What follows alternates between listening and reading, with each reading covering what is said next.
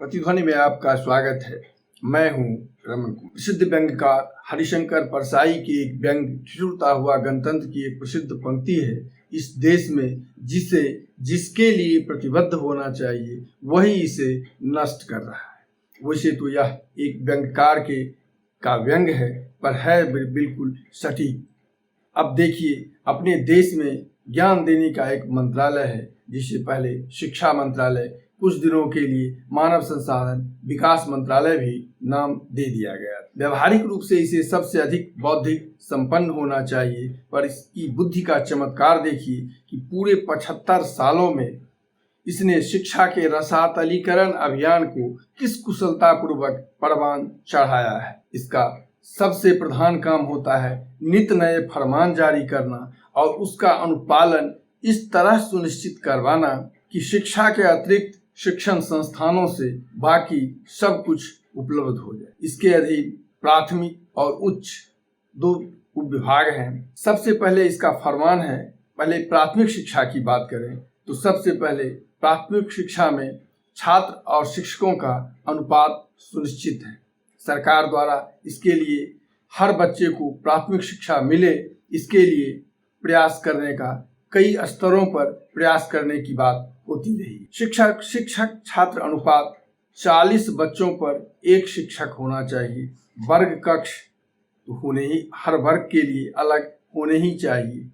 आज जबकि देश में सभी पढ़ें सभी बढ़ें अभियान परवान चल रहा है और प्रतिवर्ष छात्र छात्राओं की संख्या में वृद्धि हो रही है, देश में आज की तारीख में हजारों की संख्या में विद्यालय भवनहीन हैं। कहीं कहीं तो सरकार द्वारा जमीन उपलब्ध नहीं कराने के कारण विद्यालयों को बंद भी कर दिया गया या फिर अन्य दूसरे विद्यालयों में उसे मर्ज कर दिया गया। वर्षों पहले के छात्र शिक्षक अनुपात के हिसाब से भी अगर बात करें तो आज देश में लाखों शिक्षकों के पद रिक्त हैं।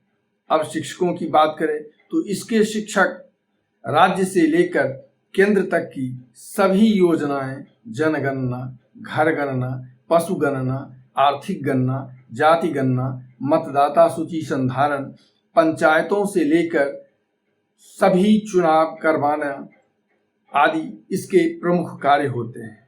अब इससे समय मिले तो इन शिक्षकों को वीआरसी की बैठक, सीआरसी की बैठक, गुरु गोष्ठी, मध्याह्न भोजन की व्यवस्था से लेकर अधिकारियों के कार्यालयों में काम करने को इनकी प्रतिनियुक्ति होती रहती। तब भी अगर समय बचे तो बच्चों को पढ़ाने में के सोचने के लिए इन्हें कहा जाता है। यानी शिक्षा को छोड़कर सब कुछ इन शिक्षकों की प्राथमिकता सूची में सरकारों द्वारा निर्धारित किया गया होता है। कुछ वर्ष पूर्व उच्च विद्यालयों में बच्चों को कंप्यूटर शिक्षा देने को कंप्यूटर खरीदने का आदेश हुआ तो अनुपालन हो गया। पर यदि बिहार की बात करें तो आज भी विद्यालयों में कंप्यूटर खरीद लिए गए, पर ऑपरेटर की नियुक्ति नहीं हुई और कंप्यूटर या तो चोरी हो गए या बंद पड़े, खराब हैं या फिर अपने ही विद्यालय के प्रधानाध्यापक के घर पर की शोभा बना रहे हैं। इसके लिए विद्यालयों में रोज ही निरीक्षण हो रहे हैं, पर खरीद भी कमीशन के लिए और शायद निरीक्षण भी इसी के लिए। शिक्षा जाए भाड़ में। यदि उच्च शिक्षा की बात करें तो वहाँ भी छात्र शिक्षक अनुपात तय है, पर सामान्य महाविद्यालयों की तो बात ही नहीं।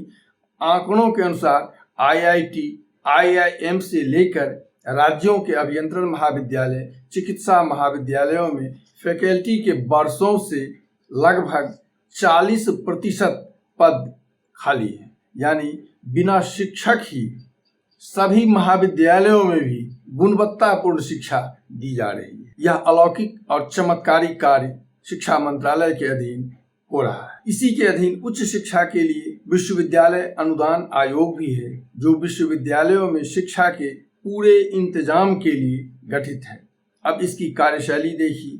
इसके पास अकूत धन संपदा है, जिसका उपयोग इसे महाविद्यालयों में छात्रावास, उपस्कर, पुस्तकालय से लेकर संस्थानों के मूल्यांकन के लिए करना है। सैकड़ों उदाहरण मिल जाएंगे जब महाविद्यालयों से छात्रावास की आवश्यकता के लिए आवेदन ले लिए गए और लाखों करोड़ों का भुगतान कर दिया गया, छात्रावास भी निर्मित कर दिए, लेकिन वहाँ जहाँ रहने को छात्र छात्राएं उपलब्ध ही नहीं है। इसके अलावे कुछ वर्ष पूर्व इसने महाविद्यालयों में भी कंप्यूटर लगाने का फरमान जारी कर दिया। कंप्यूटर खरीद लिए गए, ऊर्जा के लिए जनरेटर भी दे दिए गए, पर ईंधन देने की ज़रूरत ही इन्हें नहीं लगी। शायद इन्हें यह समझ ही नहीं आया कि जनरेटरों में ईंधन भी लगता है। फिर सोलर पैनल दे दिए गए, पर ऑपरेटर की व्यवस्था ज़रूरत नहीं महसूस की गई। यह आयोग को नहीं दिखता तब, जबकि संस्थानों की गुणवत्ता के माप के लिए नैक यानी राष्ट्रीय प्रत्यायन और मूल्यांकन परिषद है और वह उसे इन संस्थानों का मूल्यांकन करना होता है, जबकि संस्थानों और इसके पैनल में कुलपति स्तर तक के अधिकारी होते हैं। अगर नैक टीम के मूल्यांकन का ही मूल्यांकन कर लिया जाए तो आज के छात्र शिक्षक अनुपात के अनुसार की बात ही नहीं, दशकों पूर्व के छात्र शिक्षक अनुपात के अनुसार जो सृजित पद थे उसी में से लगभग आधे यानी 40% के लगभग पद रिक्त हैं। जब नैक टीम के आने का समय होता है तो विश्वविद्यालय उस कॉलेज में अन्य कॉलेजों के कुछ शिक्षकों की प्रतिनियुक्ति कर देता है। कुछ अन्य कॉलेजों से बेंच डेस्क सहित अन्य उपस्कर वहां भेजने की व्यवस्था करवा दी जाती है, जो टीम के विदा होने के साथ अपने अपने मूल संस्थान वापस हो जाते हैं और गुणवत्ता के मूल्यांकन की औपचारिकता पूरी हो जाती है। पर इतने उच्च स्तर के अधिकारीगणों को क्या यह नहीं दिखता होगा? क्या वह इसे नहीं समझते होंगे? उनकी प्रतिनियुक्ति क्या 72 घंटे पूर्व हुई है? क्या उन्हें पता नहीं होगा? जबकि पूरा भारी भरकम एक टीम होता है। यदि बिहार की बात करें तो आज की तारीख में बिहार के 272 में से मात्र 34 सरकारी कॉलेज और 2 विश्वविद्यालय मात्र मान्यता प्राप्त हैं। पहले 139 कॉलेज मान्यता प्राप्त थे, यानी सारा उछल कूद मात्र मुद्रा विमोचन के लिए। विश्वविद्यालयों के कुलपति कुल सचिव की नियुक्ति के लिए रेट की कीमत तो भरे विधानसभा में पूछ लिया गया था मुख्यमंत्री से ही किसी विधायक ने। यदि इनके नैक टीम की बात करें तो जनवरी 23 तक उच्च शिक्षा पर अखिल भारतीय सर्वेक्षण AISHE 2021-22 में 1113 विश्वविद्यालयों और 43,796 कॉलेजों में से केवल 418 विश्वविद्यालय और 9,062 कॉलेज ही मान्यता प्राप्त थे और इसके कार्यकारी अध्यक्ष पर संस्थानों को संदिग्ध ग्रेड देने का आरोप लगा और नैक टीम के अध्यक्ष को अपना इस्तीफा देना पड़ा। जांच में यह भी पाया गया कि 4000 इसके अधीन 4000 मूल्यांकनकर्ता हैं, तो 4000 मूल्यांकनकर्ता के पूल में से मात्र लगभग 70% विशेषज्ञों को अपने साइट पर जाने का अवसर नहीं मिला, लेकिन काम चल रहा है। कल्पना की जा सकती है कि देश को बुद्धिमान बनाने के लिए जिस मंत्रालय का गठन किया गया है वह मंत्रालय कितनी विलक्षण प्रतिभा संपन्न है। पर शिक्षा के नाम पर बताया जाता है। आज विभिन्न संसाधनों से खिलजी ने नालंदा विश्वविद्यालय जला दिया, किसी ने तक्षशिला को जला दिया, किसी ने विक्रमशिला को जला दिया, अमुक ने उसकी हत्या कर दी, इतने छात्रों को मार दिया, इतने शिक्षकों को मार दिया।